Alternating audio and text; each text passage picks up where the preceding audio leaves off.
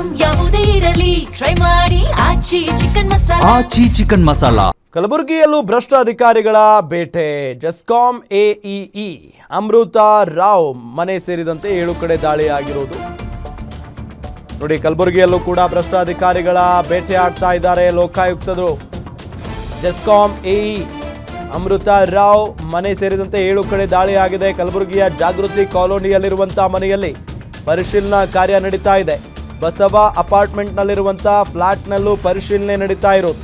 ಕಲಬುರಗಿಯ ಜೆಸ್ಕಾಂ ಕಚೇರಿ ಮೇಲೂ ದಾಳಿ ಮಾಡಿದ್ದಾರೆ ಲೋಕಾಯುಕ್ತರು.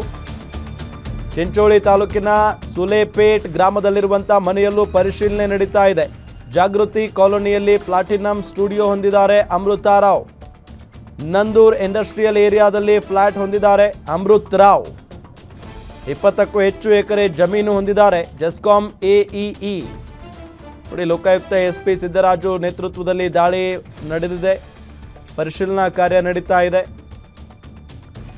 ಅಮೃತ್ ರಾವ್ ಜೆಸ್ಕಾಂ ಎಇಇ ಕಲಬುರಗಿಯ ಅಧಿಕಾರಿಯವರು. ಜೆಸ್ಕಾಂನ ಎಇಇ ಅಮೃತ್ ರಾವ್ ಮನೆ ಸೇರಿದಂತೆ 7 ಕಡೆ ದಾಳಿಯನ್ನು ನಡೆಸಲಾಗಿದೆ.